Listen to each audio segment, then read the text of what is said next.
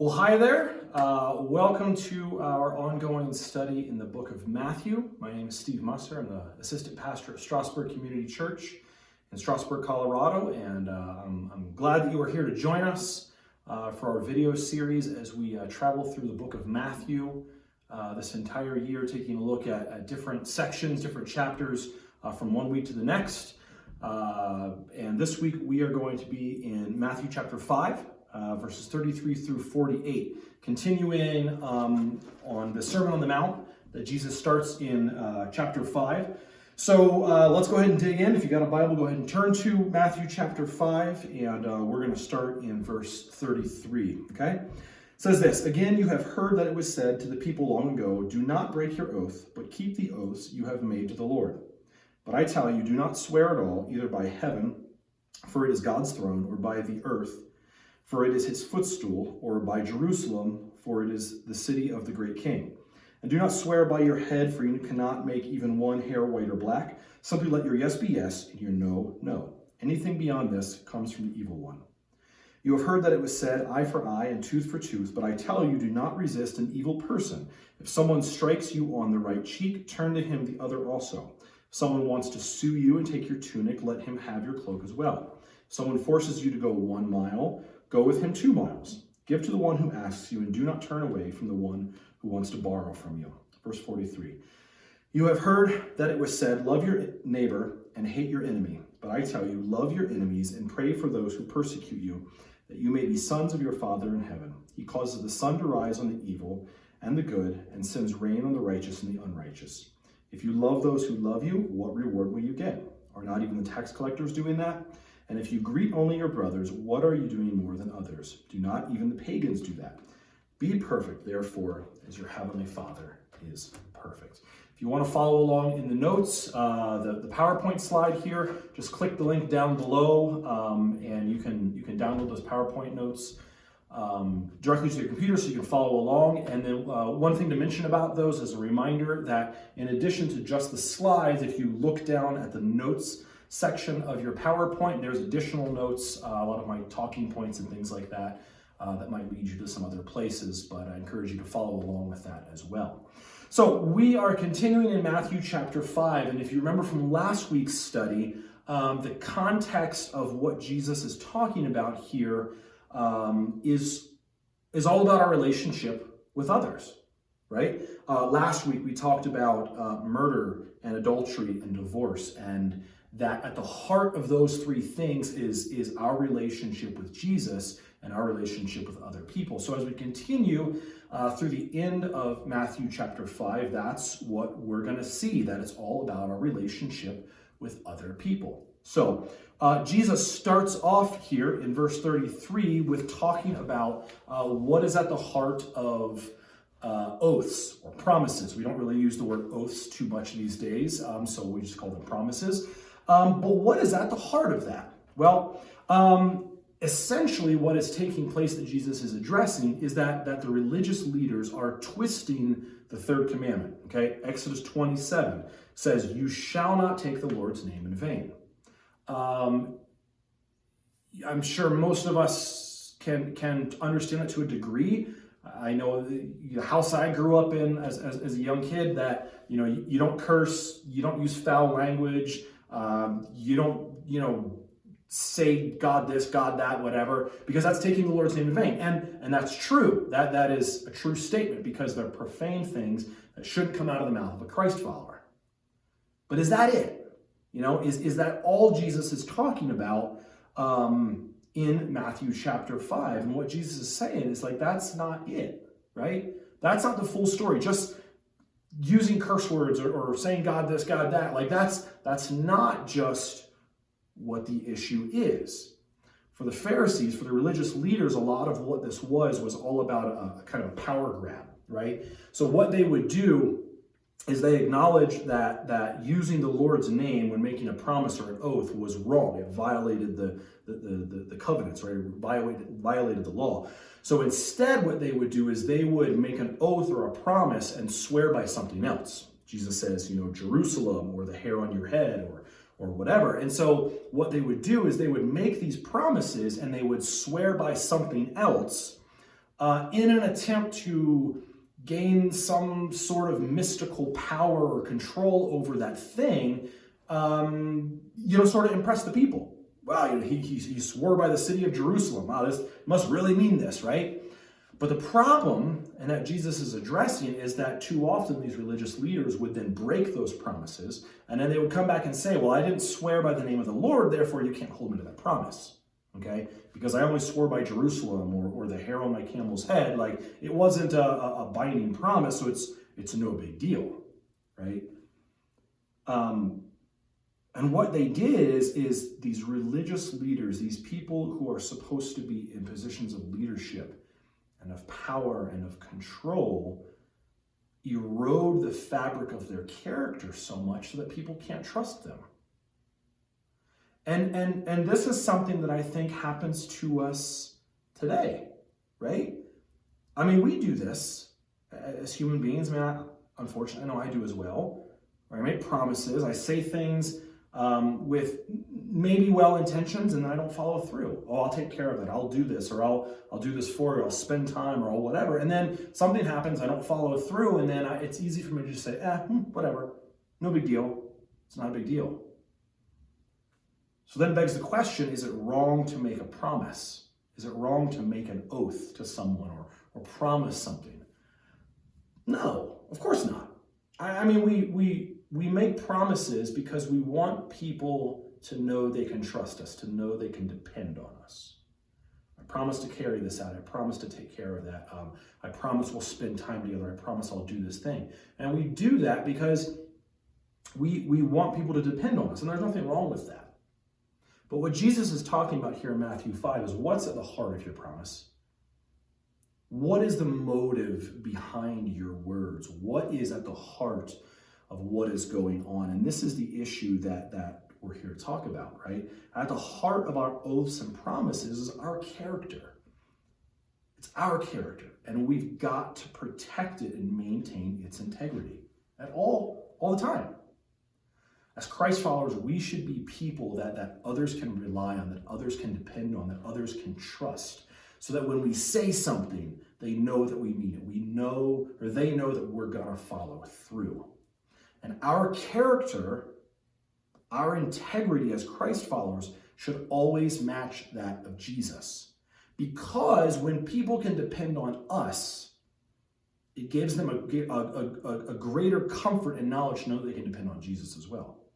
There's an old story that I grew up hearing in church on Sundays. I don't think it's true. It's a little anecdote that someone came up with years ago, but it's a story about Alexander the Great, right? The great conqueror of the Greek Empire, right?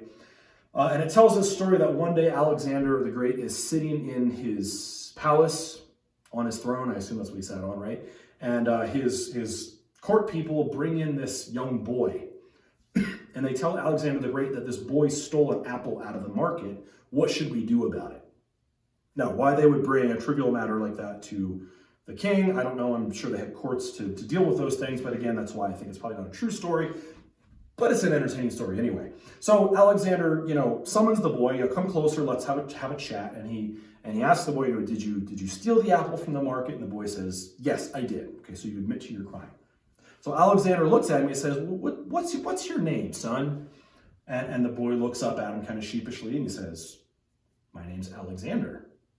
And Alexander the Great is a little baffled. And he looks at him and he says, what's your name? And the boy says, my name's Alexander. Kind of, is it? I don't really know right now. And so Alexander the Great, he gets up off of his chair and he gets a little bit closer to the boy and he says, what's your name?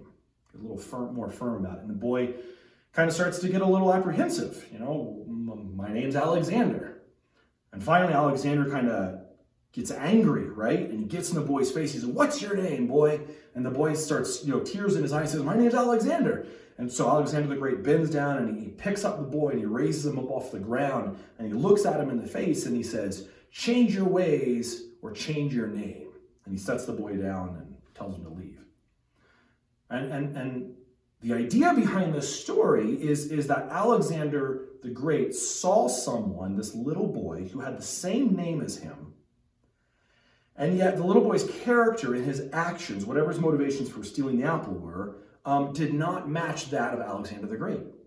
And because of what Alexander the Great had done in the known world at the time and conquering so many things, that name Alexander became synonymous with greatness and with power and with leadership. And so when he encounters this little boy who is a thief, but happens to have the same name as him, he says, well, that's not what the name Alexander means anymore. And the same is true of us as Christ followers. That as Christ followers, those of us that say that I follow the teachings of Jesus Christ and what's in Scripture, my character should mean something. It should match up with God's character. If you've ever been around me, teaching or preaching on a Sunday morning or whatever, you will know that I don't particularly like to use the word Christian.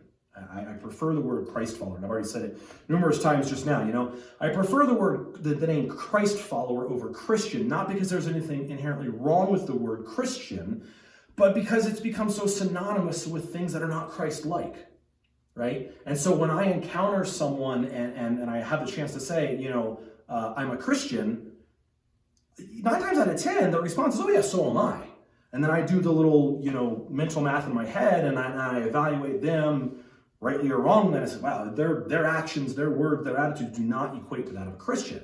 So I prefer to refer to myself as a Christ follower, right? Because that triggers something in people's minds that's a little bit different than saying I'm a Christian. Now, does it mean the same thing biblically? Absolutely it does. But for me personally, when I communicate that to other people that I'm a Christ follower, I find that it generates more conversation. Well, what do you mean by Christ follower?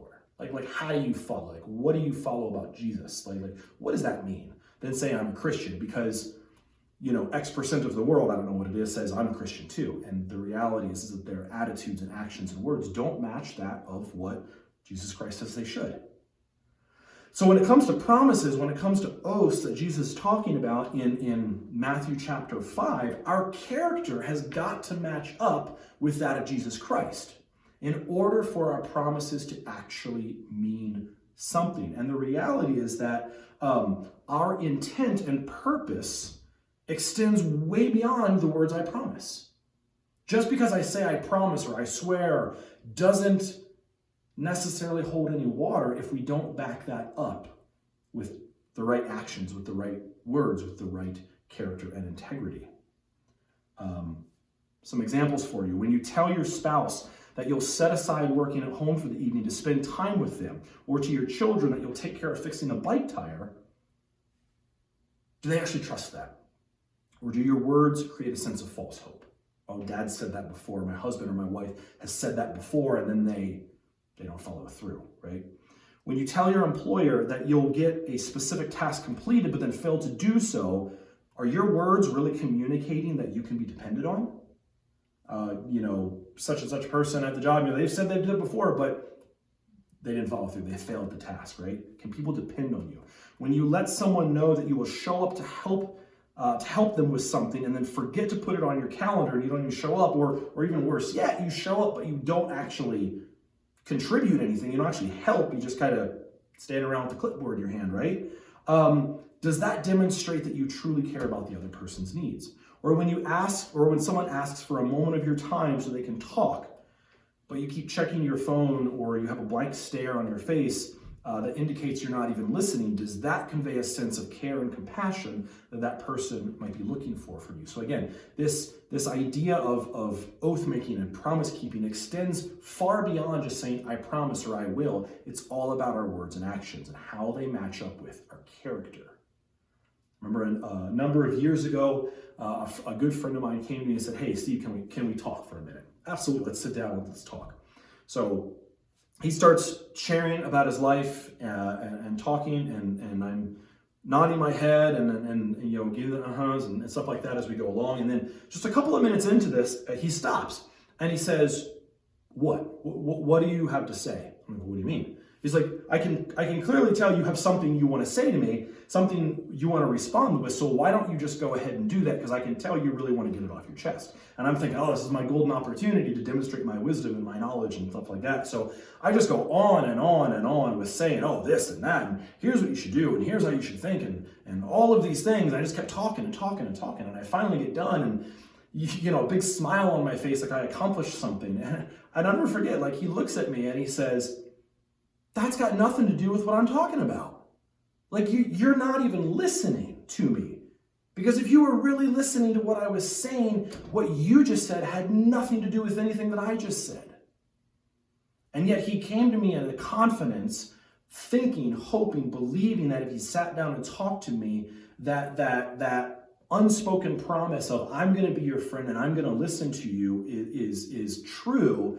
And yet when it came down to it, it fell apart, because that promise of being there for him and listening didn't happen, because I had already formulated answers and responses without even listening. And so again, the heart of our oaths and promises go far beyond just the words I promise, and it goes to our action, our character, our integrity. So the question I think we need to ask ourselves today is, what do your words and actions and attitudes communicate to others? The things that you say, the things that you do, what is that communicating to your family, to your friends, to your children, to your spouse, to your coworkers, to just random people on the street, right? What do my words and actions communicate to other people about my character and my integrity as it reflects the character of God and his integrity? Because our character should always match that of Jesus. This is why he says in Matthew chapter 5, let your yes be yes and your no be no. What he is saying is let your character and your integrity speak for itself. Because when your character and integrity speaks for itself, you don't need to make promises. You don't need to make an oath or write up a contract. People will just know that word is bond for you and that you will follow through because you're a person of integrity and character. So again, the question, what do your words and actions and attitudes communicate to others today? That you are a person of integrity and character, or that you are something different?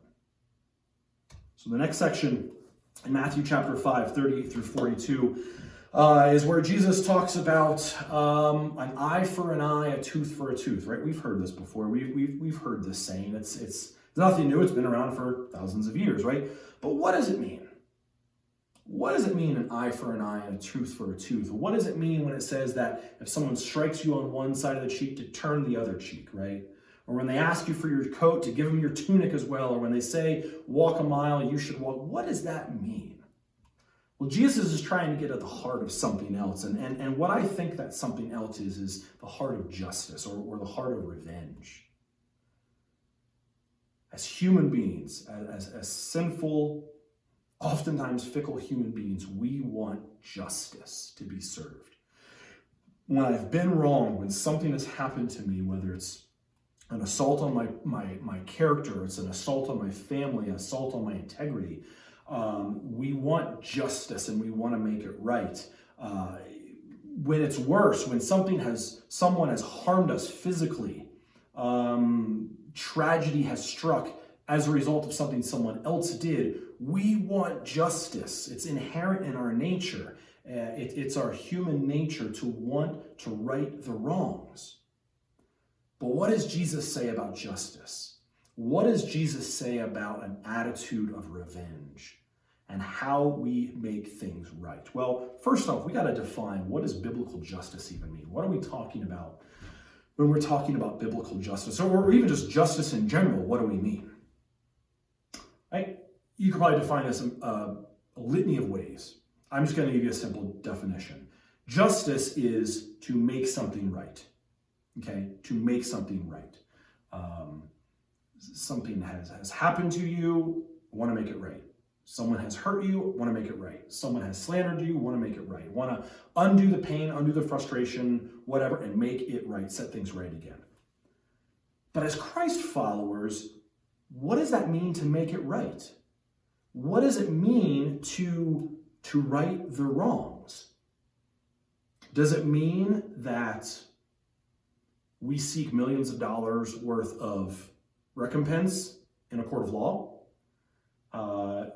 Just recently, there were billboards lining I-70 in both directions, east and west, for a lawyer in Denver, and it says, there's a picture of a motorcycle accident. It says 1.8 million reasons why you should give me a call. And if you go a little further, there's a medical scenario, right? 2.7 million reasons why you should give me a call. And that's, unfortunately, today, it's kind of our idea of justice.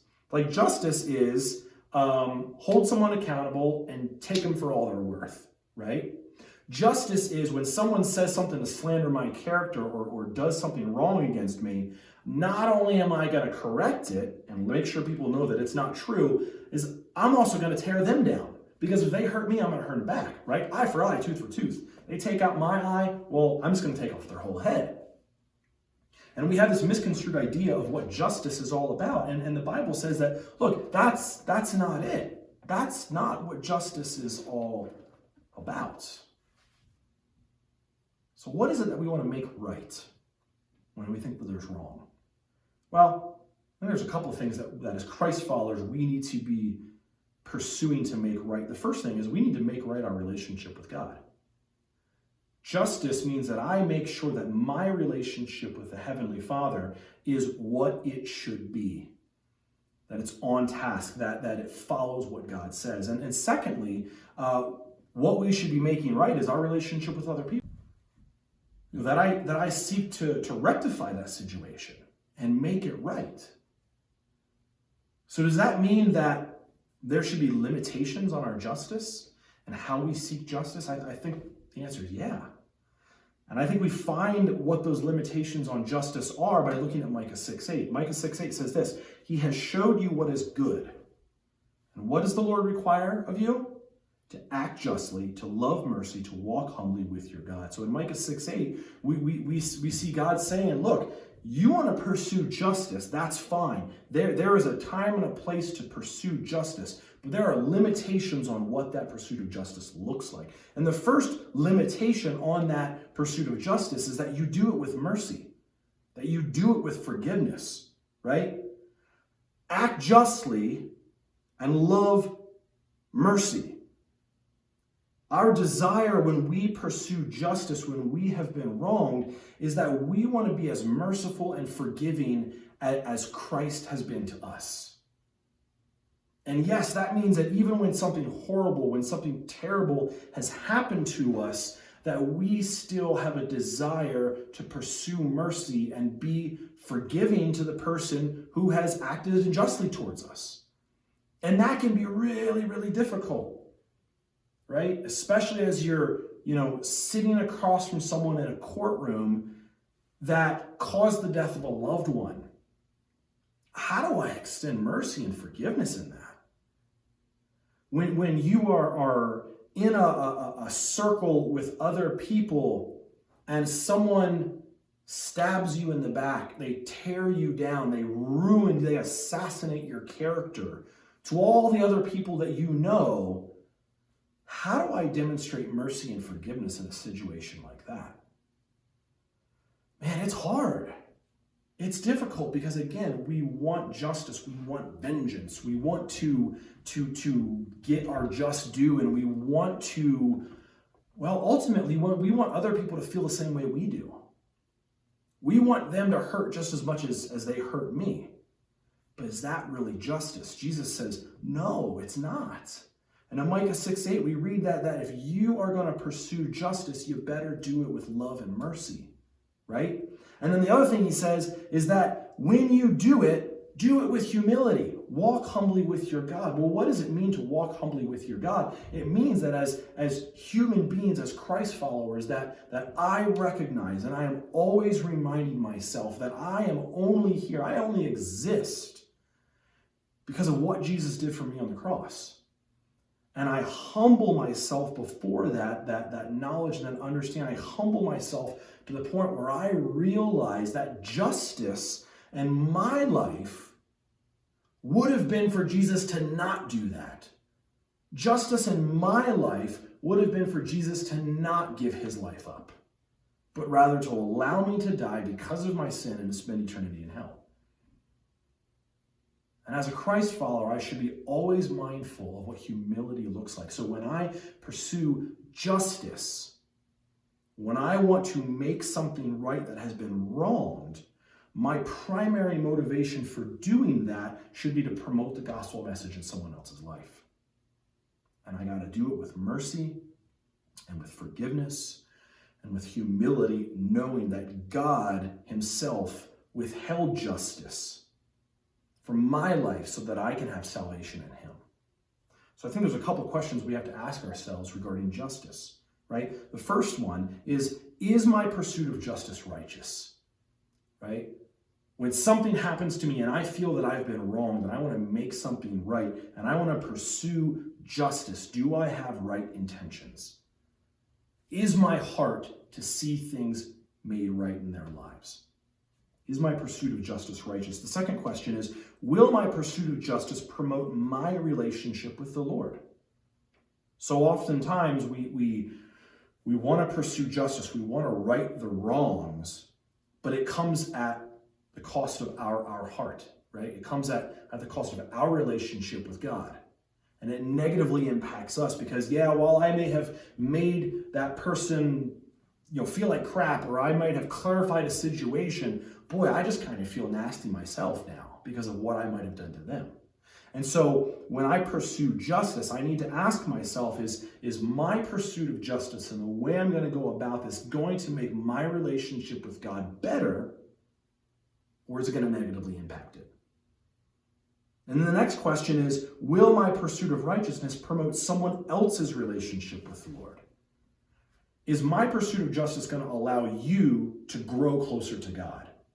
Now, that might mean that we got to make hard decisions and we have to, take a firm stance on certain wrongs that have occurred, but they should still be done with the impetus of desiring to make that person's relationship with God right and bring them into a more perfect, more whole relationship with Jesus Christ. Because if it doesn't, if all it does is tear them down without building them up, then I'm not pursuing justice properly. And then the last question is, will my pursuit of justice allow me to make whole my relationship with the other party? Now, wholeness in those relationships is going to look different for everybody, right? Wholeness in someone's relationship might mean that when we pursue justice together, we can enter back into the same type of relationship that we had before. We're friendly again, we're cordial again, we get together, hey, I was wrong, someone else was wrong, whatever, we're cool now, right? But it also might mean that my pursuit of justice and making whole a relationship means that I say, I extend my forgiveness to you. I forgive you for what you have done. But we break off fellowship here, right? Because you and I can no longer continue in a relationship because of the severity of what has been done, right? And sometimes that's warranted. People that are in a situation of abuse, we got to forgive the abusers, right? Whether that's a friend, a family member, or a complete stranger, we've got to forgive the abusers. But that doesn't mean that we just go back to the way things were all the time. No. Pursuing a whole relationship or restoring a whole relationship through justice might mean that I say, I forgive, but we got to part ways. So if the answer to any of these questions is not yes, in our pursuit of justice, then I'm not really pursuing justice, am I? Rather, I'm pursuing vengeance. And that doesn't honor God, and it's sin. So if you're in a situation today where you are pursuing justice, check your heart. This is what Matthew 5 is all about. Check your heart. Make sure your intentions are right and that they're pure and that they honor God above all else. Because if it doesn't, it's not really pursuing justice. It's just pursuing revenge and vengeance. And that's sin, and it's not right. So the last thing that Jesus wraps up with here in Matthew chapter 5 is kind of summarizing everything else, right? We've been talking about our relationship with others and how we interact with other people. And so Matthew 5, 43 through 48, it is when Jesus says, okay, we've got to love other people with the right heart. And it's not just loving the people who are easy to love. It's not just loving your neighbors. It's loving everybody. right? So in Matthew 5:43, it says, you've heard it said, love your neighbor and hate your enemy. Well, where does that come from? Well, the love your neighbor part comes from Leviticus 19:18, right? We can go back in the Old Testament, we can look at that, and it is clearly spelled out there, love your neighbor. But what has been happening, and this is what Jesus is addressing with the religious leaders, is that they've gone ahead and tacked on something to the end of it that says, love your neighbor, but hate your enemy, right? And that's okay. And unfortunately, the religious leaders were even promoting this to say, hey, as long as you love your neighbor, it's okay if you hate someone else because, well, they're not your neighbor and you don't have to love them. God doesn't say for you to love them. And we see in Luke 10:25-37, the parable of the Good Samaritan, the perfect example of this, where the religious leaders come to Jesus and say, well, who is my neighbor?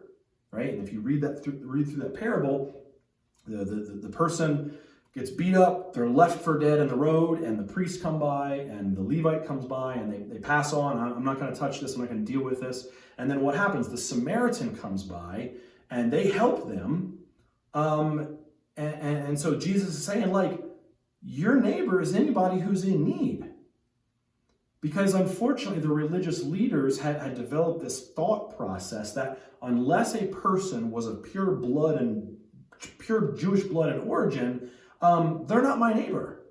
And as long as they are of pure Jewish blood and origin, then they're my neighbor. I will help. I will assist. I will put myself out there for them. But if they're not, then I don't have an obligation to do anything for them. Which is exactly why in Luke 10, Jesus talks about the Samaritan, because they were, diametrically opposed ethnic groups. And so the Jews said, hey, we don't associate with the Samaritans. In fact, we're going to go around their town, travel longer, because we don't want to be anywhere near them, right? And Jesus says in Luke 10, no, your neighbor is anybody that needs you. Whether they're Samaritan, whether they're Jewish, whether they're something else, anybody who needs you is your neighbor. I think that's a difficult concept for us sometimes today, right? In today's social, political, cultural climate, we see all sorts of people as Christ followers who don't follow Jesus, who don't live up to the same standards that Jesus says we should live up to. And we can easily find ourselves having a tendency to say, well, they're not my neighbor, therefore I don't have to love them, right?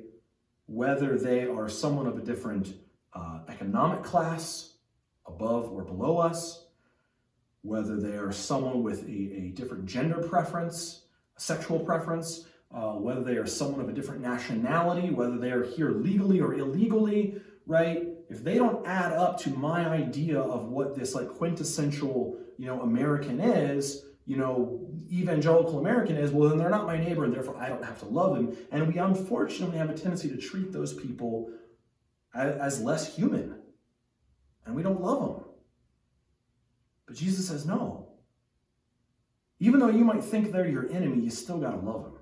Because they're not your enemy. So the question is why? Well, why do I have to love them? Why do I have to love the person who's different from me? Why do I have to love the person who's difficult? Why do I have to love the person who's challenging? Well, turn to 1 John 4, and I think we get a clear answer in this passage. 1 John chapter 4, starting in verse 13, it says, we know that we live in him and he in us, because he has given us his Spirit. And we have seen and testify that the Father has sent his Son to be the Savior of the world. If anyone acknowledges that Jesus is the Son of God, God lives him and he in God. And so we know and rely on the love that God has for us. God is love. Whoever lives in love lives in God and God in him. Verse 17. In this way, love is made complete among us so that we will have confidence on the day of judgment. Because in this world, we are like him. There is no fear in love, but perfect love drives out fear, because fear has to do with punishment. The one who fears is not made perfect in love. Verse 19, we love because he first loved us. So when we ask the question of not just who am I supposed to love, but why am I supposed to love, we are supposed to love all people because God loved us. He loved us enough to die for us, to send his Son to die for us on the cruel cross for our sins and take that punishment of sin and death and separation from God on his life, so that we can have eternal life in him. He loved us first, therefore we should love others. And yes, that even means when they're difficult. It even means that we should love other people when they hurt us and do wrong things, when they slander us, when they destroy us. We gotta love. It even means that we love others when they are different from us, when they have different life choices than what we think would honor God. It means that we love others whether they come to this country legally or illegally. We love others. Why? Because Jesus Christ loved all of us enough to die for us and give up his life for us. So Jesus wraps up Matthew chapter 5 by saying, guys, it's all about relationships. It's all about your relationship with me. It's all about your relationship with other people. So what is at the heart of your relationship? You look all through Matthew 5, it's not about adultery. It's not about divorce. It's not about murder, as we talked about last week. It's not about making a promise and keeping it. It's not about taking revenge and seeking justice or not. It's all about the heart. And what's in your heart? And what does your heart say about your relationship with Jesus Christ? Because if you don't have the right heart with God, and your relationship with Jesus Christ is not where it should be, then certainly your relationship with other people is not going to be where it should be. It's not going to be in a place that honors God either. So how do we apply this? How do we take this week's passage and apply this to our lives? Well, a couple things we got to think about. First off, our words and action have got to match our character. When I say I'm going to do something, I make a promise we talked about earlier, it's got to match my character, right? People are going to evaluate they're going to judge the value of our promises and what we say based on our character and based on who we are. And people can see through the veil of whatever to see that you're not trustworthy, to see that you don't have integrity, to see that you don't have God-honoring character. So as Christ followers, we have got to make sure that our words and action match our character. And what does that character look like? Well, it's the same character that Christ demonstrated in his life. Love and compassion and grace and mercy and forgiveness and truth and love and all of these things. Like, that's what should be in us as Christ followers. And that's what people should be able to measure our words by our character. Second thing is, our character reveals our relationship with the Lord. Look, if you are not a trustworthy person, if you are having a difficult time with getting people to follow you or take your lead or to listen to you, it could be an indication that your relationship with God is not what it should be. So we've got to check our relationship. We got to check our heart with the Lord and say, does my character in my heart match what God would have of me? The Pharisees were really good about putting on, the external show for people to see, and man, they're great, they're amazing. But Jesus says, no, like you're empty, you're hollow, right? It's not real. And so it's not just about looking at the external and what we do when we serve God, but it's all about looking at the heart of these things. And does my heart match my relationship with Jesus Christ? And if it doesn't, we've got a problem. Question to ask yourself: what is at the heart of your relationship with other people? What's your motivation? What does your heart say about your interactions with other people, whether they are people you know intimately or they're complete strangers? What is at the heart of your relationship with other people? Because what is at the heart of your relationship, or what is at your heart, is going to be a direct indicator of what the quality of your relationship between you and the Lord is. And if your relationship with the Lord, if your intimacy with Christ is not what it should be, then your relationships are not going to be what they should. You're gonna, when faced with challenge and adversity, you're gonna choose fear, just like it says in 1 John. You're gonna flee from situations. You're not gonna invest in situations and in people the way you should. So you need to make sure that in your heart, your relationship with God is where it should be. And if it's not, fix it. Get back on the Word. Challenge your prayer life. The way that you fellowship with others. Like, that stuff is gonna directly influence the quality of your relationship with Jesus Christ. And then the last question here, is fear stopping your love of others? Is fear stopping your love of others? In 1 John 4, it says that perfect love drives out fear. Fear stops us from loving other people. It's difficult, right? Fear stops us from helping the homeless person on the street. Fear stops us from welcoming the immigrant. Fear stops us from sharing the gospel with someone who needs it most. Fear stops us from loving other people. And so we've got to remove that fear from our lives and replace it with the love of Christ. And that might be difficult. That might be challenging for you. It might be really hard to do, but we have to. Why? Because our whole motivation as Christ followers should be to share the gospel message of Jesus Christ, to bring other people into an intimate relationship with him so that they can experience the fullness and joy of knowing that I have a life that's been saved by Christ. And that because of that, I'll spend eternity with him in heaven. Fear should not stop your love of other people. Now, that doesn't mean that we throw truth out the window and just love people and say, oh, I love you no matter what. No, because there's limitations on that. We got to match up our love with Scripture, right? Call a spade, right? If someone is sinning, then it's sin. Love doesn't override that sin and say, okay, well, it's excusable now because I love you. No, we need to speak the truth in love, right? But we shouldn't let fear stop us from loving other people. So that wraps up Matthew chapter 5. Hope you've enjoyed that. I would challenge you to go back and look at previous week's videos as they're posted. If you want to follow up on the rest of Matthew 5 and really look at, what do my relationships look like with other people, and do they match up with what Jesus says they should as I pursue a right relationship with him. So be blessed. Have a great week. I look forward to meeting with you at some point in the future, and we'll continue to tackle the book of Matthew again next time. Have a great day.